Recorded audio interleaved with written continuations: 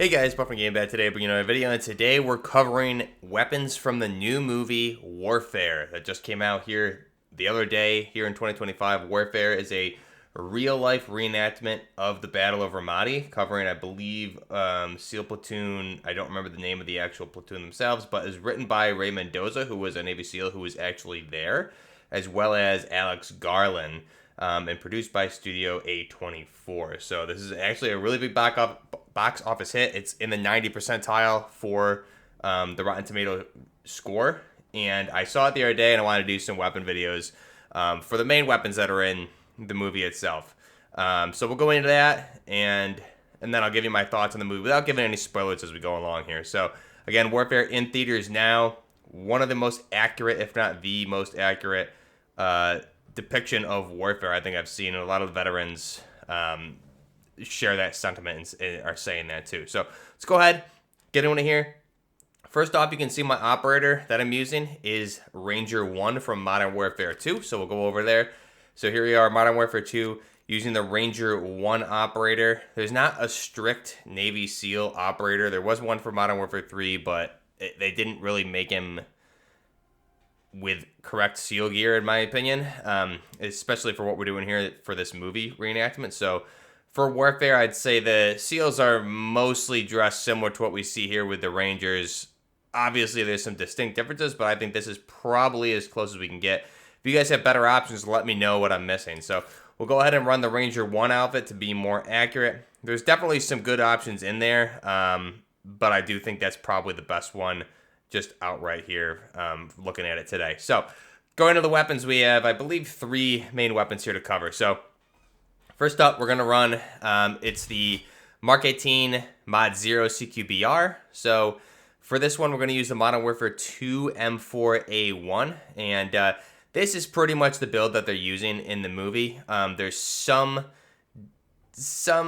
minor differences, maybe just they have like PEC 2 and laser light combos on their rails. We can't do that here in the game, but these are pretty much what we're running. So the M4A1 with just a Lone Wolf optic or the EOTech. Going to run the 11-inch barrel, the TH4 barrel for that Mark 18 CQBR barrel. Going to run the Lockwood Precision or the Knights foregrip. Going to run a Salt Mod stock or the Torrent Span 9, and then the FSS Oli V or the PEC 15 PEC 2. So go ahead and run that, and that's, again, like I said, pretty much accurate to what they're running in the movie.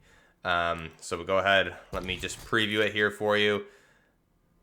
Pretty accurate depiction. This is more of a Mod 1 or Mod 2, I would say, but they're running a Mod 0 in the movie. We can't really make 100% accurate, but pretty close to what they're running in the movie. So Mark 18 Mod 0 CQBR, run by the Navy SEALs in the movie Warfare. The next one, which we didn't see really any action with the weapon being fired, unfortunately, is the M110 SAS, or the Knights Armament Company SR-25. So for this one, we're going to run the Tempest Torrent, which is the Modern Warfare 2 marksman rifle here, Tempest Torrent. So we'll go ahead and select that. Going to the gunsmith here, we're going to run the Chroma LRS barrel, which is that long Knights suppressor that goes on the end of the barrel in real life. So that's going to give us great damage at range, bullet velocity increase. We're going to run, to depict it closest to what they're running in the movie, we're going to be running the DXS Coriolis V4. This is a 9x sniper scope, so we'll go ahead and run that. And then we're going to run a level aim bipod on this. We're going to run the Demo Precision Elite Factory stock for that M16A4 type stock, which is what they're running in the movie. And I didn't really, couldn't see if they had PECs on this particular weapon in the movie, but I put one on just in case. So we go ahead and put an FSS Oli V on there, just in case. That'll be on the right-hand pick rail. Otherwise, you can swap it out with ammo for another option there. So that's the M110 SAS. Now, in the movie, they're running more of a tan, pretty much the tan Knights armament camo that comes with the weapon. When you apply it to this weapon in the game, the solid camos are a little bit busted still for whatever reason. They just never were really fixed. So for this to try and make it accurate, it was a dirty tan camo, like a beat up, worn tan camo in the movie, obviously from seeing use. So here we're running woodland and we're running the hidden snake one to kind of give it that tan camo, and it gives it that beat up look. So it's kind of the best of both worlds, and it covers the whole weapon. The solid camos don't cover the whole weapon, and it just only covers the upper receiver, and you leave the lower in the stock, which doesn't really help us out there. Now, we'll go into the gun range with some of these, but next up is the Mark 46. So the Mark 46 is an updated version of the M249 SAW or the FN Mini-Me. So for this one, it's still firing 5.56 by 45 millimeter NATO.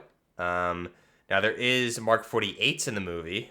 However, we don't have the ability to convert this to a Mark 48 with 7.62 by 51. But this is the exact build they're running in the movie. So we're going to run the Lone Wolf optic here. And again, this is the Bruin Mark 9 from Modern Warfare 3 light machine gun. So we're going to run the Lone Wolf optic or the EOTech.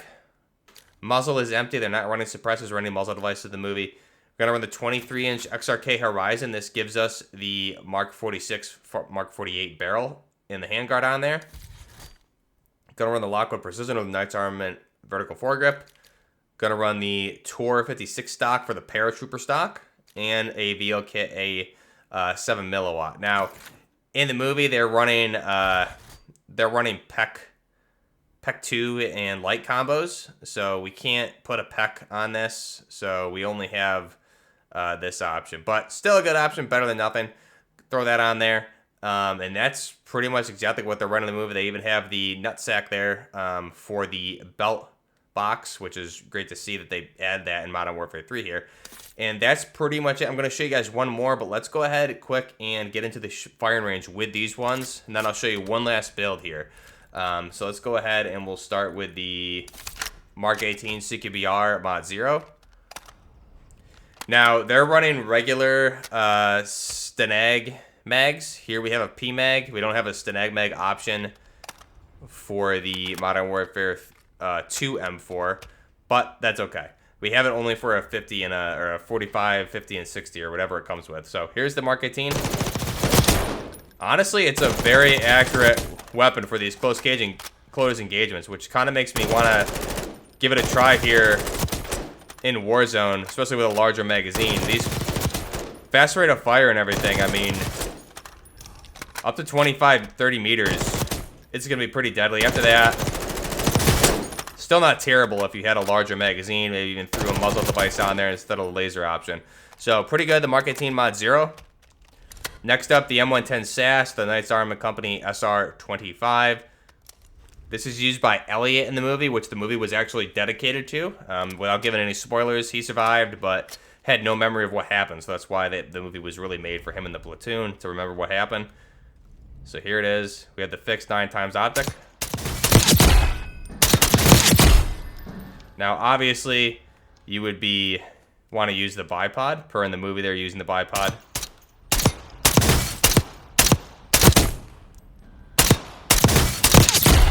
The good thing about this is we're running that A4 stock on there, so it's giving us really good stability on this weapon to help us kind of rapid fire there if we need to. So that's the M110 SAS. Next up, we'll go ahead and do the Mark 46 Mod 0. So the Mark 46 is the improved version of the Mini-Me. Now, in the game, it's not. Unfortunately, we have the handguard and the barrel of the Mark 46.